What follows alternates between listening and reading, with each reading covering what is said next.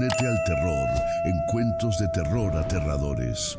Queridos amantes del miedo, si te encantan las historias que te hacen estremecer, suscríbete al canal Cuentos de Terror Aterradores. Deja tu like, comenta tus pensamientos más oscuros y comparte el enlace con todos tus amigos para que juntos hagamos crecer esta comunidad de pesadillas.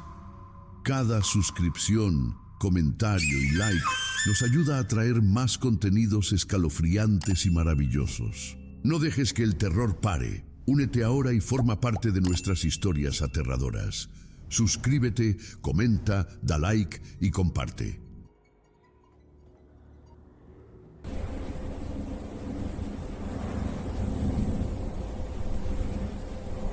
El susurro en la encrucijada. Por las noches, cuando el viento del desierto de Sonora aúlla como un coyote herido, me acuerdo de las historias que me contaba mi abuelo, don Esteban. No era hombre de inventar mentiras, mi abuelo. Criado en las rancherías polvorientas de Hermosillo, donde el sol quema la piel como un hierro al rojo y las sombras se estiran largas como mentiras. Él le ponía nombre a la oscuridad, no al revés. Pero cada vez que llegaba a esa parte de su relato, bajaba la voz hasta que era un murmullo, y sus ojos se clavaban en el suelo de tierra apisonada, como si temiera que la mismísima tierra pudiera oírlos y traicionarlos. Yo era un chamaco entonces, Miguelito le decían en el pueblo, con las rodillas peladas de tanto correr por los caminos empedrados y los campos de maíz seco. Vivíamos en una casita de adobe en las afueras de un pueblito llamado San Ignacio, perdido en el norte de Sonora, donde el calor del día se convierte en un frío traicionero por la noche, y los escorpiones se meten en tus botas si no las sacudes bien. Mi abuelo, don Esteban, había pasado su vida trabajando la tierra, luchando contra sequías que duraban meses y plagas que devoraban todo lo verde. Era un hombre recio, con manos como raíces de mezquite, pero tenía un miedo profundo, uno que no se atrevía a nombrar en voz alta. Todo empezó una noche de luna llena, hace más de 50 años, cuando don Esteban volvía de la tiendita del pueblo. Había ido a comprar tabaco y un poco de mezcal para ahuyentar el insomnio que lo acosaba desde que mi abuela había muerto de una fiebre repentina. El camino era uno de esos senderos olvidados, flanqueado por nopales altos y espinosos que se mecían con el viento como dedos acusadores. No era un camino principal, era un atajo que cruzaba con otro sendero viejo, una encrucijada que los viejos del pueblo evitaban después del atardecer. Decían que ahí se reunían los espíritus de los mineros muertos en las vetas agotadas de plata, o peor aún, cosas que no eran de este mundo. Don Esteban caminaba despacio, con su sombrero vaquero calado hasta las cejas y una linterna de querosene que parpadeaba como un ojo cansado. El aire olía a polvo y a salvia quemada, y el silencio era tan espeso que podía oír sus propios pasos crujiendo sobre la grava. No había perros ladrando ni grillos cantando, solo el eco distante de un tren de carga que cruzaba el desierto a kilómetros de distancia. De pronto, sintió un escalofrío, como si alguien le hubiera soplado en la nuca. No era el frío, era algo más profundo, como si el aire mismo se hubiera espesado. Ahí estaba él. No surgió de la nada con un trueno o un relámpago, como en las películas de terror que veíamos en el cine ambulante. Simplemente estaba, parado en el centro de la encrucijada, como si el mundo se hubiera detenido para esperarlo. Era un hombre alto, delgado como un espantapájaros, vestido con un traje negro impecable que no tenía ni una mota de polvo, a pesar de que el desierto lo cubría todo con su arena fina. Botas de cuero lustrado que brillaban bajo la luna, un sombrero fedora que sombreaba su rostro y un pañuelo rojo sangre atado al cuello como una herida fresca. Su sonrisa era calmada, demasiado calmada, el tipo de sonrisa que te da coraje porque parece que sabe algo que tú no. Bonita noche para extraviarse, ¿verdad?, dijo con una voz suave como el ronroneo de un gato, pero con un acento que no era de por aquí. No era mexicano ni gringo, era nada, como si hablara desde el fondo de un pozo. Don Esteban se detuvo en seco, su corazón latiendo como un tambor en una procesión de Día de Muertos. No lo conocía, pero el hombre lo miró como si fueran compadres de toda la vida. Lo primero que notó mi abuelo fueron los ojos. No eran rojos como los de un demonio de cuento, ni brillaban con fuego infernal. Eran normales, demasiado normales. Ojos cafés, comunes, pero vacíos. Como los de alguien que ha visto el final de todas las historias, el último aliento de cada alma, y ya nada le impresiona. Eran ojos que te miraban y te despojaban, como si pudieran leer tus pecados más ocultos sin esfuerzo. El hombre sacó un encendedor de plata del bolsillo, uno de esos que chispean con una llama azulada, y se lo ofreció. ¿Fuego, amigo?, preguntó, aunque don Esteban no fumaba desde que era joven. Mi abuelo sacudió la cabeza, pero el hombre no se inmutó. Siguió sonriendo y extendió la mano con un fajo de billetes verdes, dólares americanos, crujientes y nuevos. O tal vez plata, para que las cosas vayan mejor. Sé que la tierra no ha sido amable contigo últimamente. Don Esteban sintió un nudo en la garganta. ¿Cómo sabía eso? La sequía había matado la mitad de sus vacas y la cosecha de maíz se había marchitado antes de tiempo. Pero no dijo nada. El hombre se acercó un paso y el aire se llenó de un olor sutil, no a alcohol ni a sudor, sino a algo antiguo, como a libros viejos mezclados con humo de fogata extinta. O algo mejor, continuó el hombre, su voz bajando a un susurro conspirador. Puedo hacer que tus vacas paren solas, gordas y sanas, que la tierra dé frutos como en los viejos tiempos, sin sequías ni plagas, que la mala racha se acabe de una vez por todas. Tu familia prosperará, Esteban. Tus hijos tendrán lo que tú nunca tuviste. Mi abuelo retrocedió un paso, el sudor perlando su frente a pesar del frío. Nadie lo llamaba Esteban. Todos le decían don Esteban o viejo. ¿Cómo sabía su nombre? Nada es gratis, murmuró don Esteban, su voz temblando por primera vez en años. El hombre se rió, un sonido bajo y seco, como hojas secas raspando contra el suelo. Nunca dije que lo fuera, pero el precio lo pagas después. Cuando estés listo. Don Esteban quiso correr, pero sus pies se sentían clavados al suelo.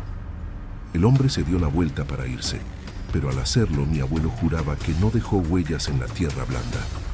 El barro estaba fresco por la lluvia de la tarde, pero sus botas no marcaban nada, como si flotara sobre el camino. Y mientras se alejaba, empezó a silbar una tonada suave, alegre, casi de baile norteño. Pero el silbido no venía de adelante, parecía resonar desde atrás, como si el hombre caminara hacia el futuro mirando al pasado, o peor, como si su presencia se quedara acechando en la encrucijada. Esa noche, don Esteban llegó a casa temblando, con la linterna apagada y el mezcal olvidado en el camino. No durmió. Se sentó en la mecedora del porche, con su escopeta sobre las rodillas, mirando la oscuridad como si esperara que el hombre regresara. Al amanecer, el pueblo bullía con rumores. El vecino, un tal Juanito Pérez, un ranchero arruinado que vivía al otro lado del arroyo, había aparecido con una sonrisa de oreja a oreja. Decía que había encontrado un socio en la noche, alguien que le había dado consejos para prosperar. Nadie le creyó al principio, pero en las semanas siguientes todo cambió. Juanito empezó a ganar plata como si lloviera del cielo. Sus vacas engordaron, sus campos reverdecieron a pesar de la sequía. Compró una camioneta nueva, una Ford reluciente, y pagó deudas que arrastraba desde hace años. El pueblo lo miró con envidia al principio, luego con admiración. Se convirtió en el hombre del momento. Invitaba rondas en la cantina, prestaba dinero sin intereses y hasta se rumoraba que cortejaba a la viuda más guapa del lugar. Pero don Esteban lo evitaba. Cada vez que lo veía, recordaba esos ojos vacíos y un escalofrío le recorría la espalda. Pasaron meses. El éxito de Juanito se volvió legendario. Construyó una casa grande de bloc y teja, con corrales llenos de ganado premiado. Pero poco a poco, las cosas empezaron a torcerse. Primero fueron los sueños. Juanito comenzó a quejarse de pesadillas. Soñaba con un hombre de traje negro que lo perseguía por los caminos, silbando esa tonada infernal. Luego, Sus animales empezaron a enfermar, no de plagas comunes. Se volvían locos embistiendo las cercas hasta sangrar, o se quedaban quietos mirando al vacío con ojos vidriosos, como si vieran algo que los humanos no. Una noche, el pueblo entero oyó un grito que helaba la sangre. Venía de la casa de Juanito. Los vecinos corrieron armados con machetes y linternas, pero cuando llegaron, la puerta estaba abierta de par en par. Dentro, un desorden. Muebles volcados, platos rotos y un olor fétido, como a azufre quemado mezclado con cuero podrido. Juanito no estaba, ni su familia. Su esposa y sus 2 hijos habían desaparecido. El perro, un pastor alemán fiel, yacía muerto en el patio, con la lengua fuera y los ojos reventados como si hubiera visto el infierno mismo. La policía vino de Hermosillo, revolvió todo, pero no encontró nada.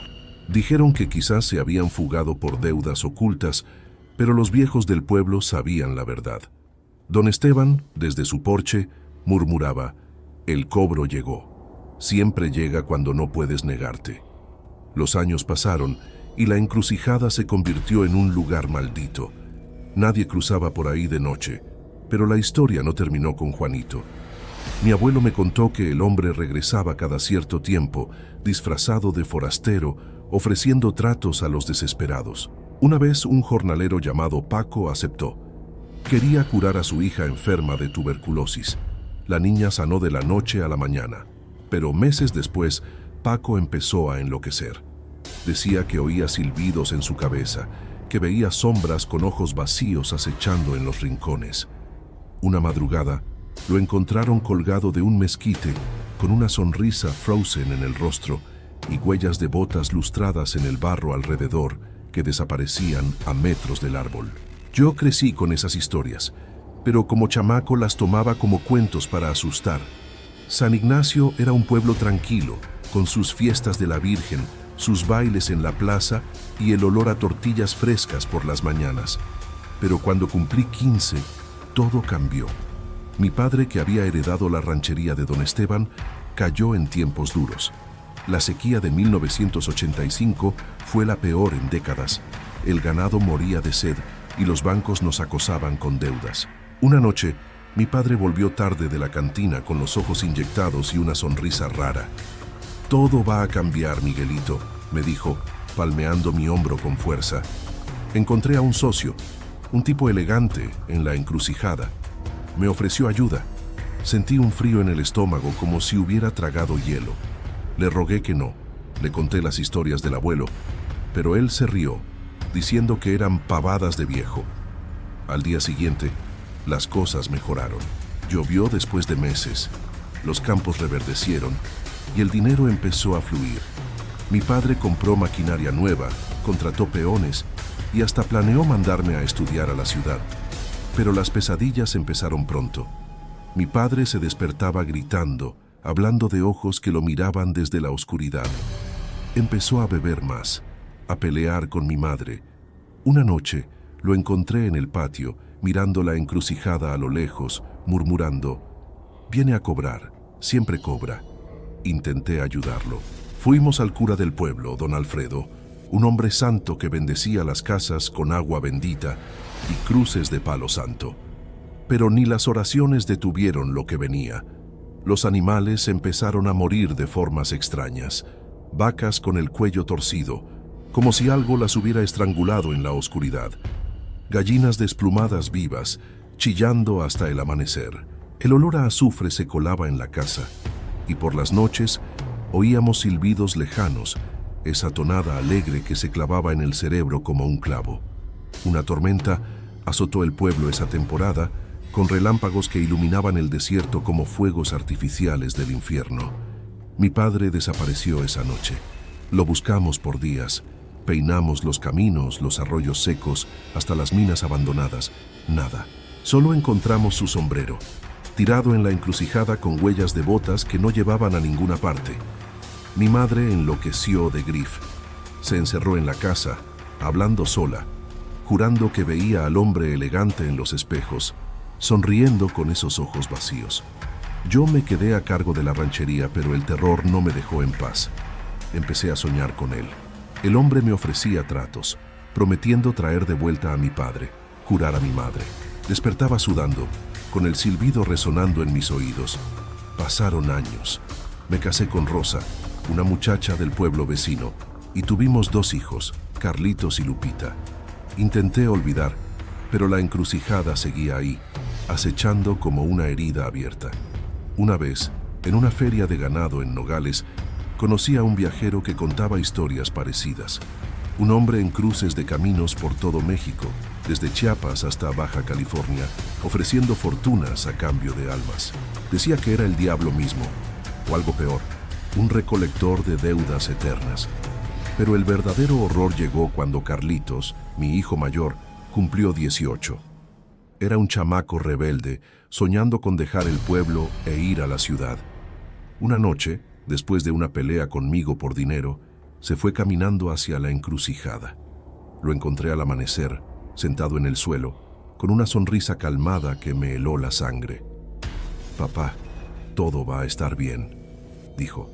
Un señor me dio consejos. El ciclo empezó de nuevo.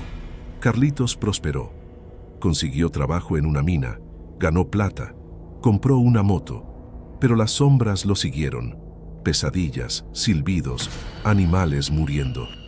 Intenté salvarlo, llevándolo a brujos en el desierto, a curanderos que quemaban copal y rezaban a los antiguos dioses mayas que aún se susurran en Sonora.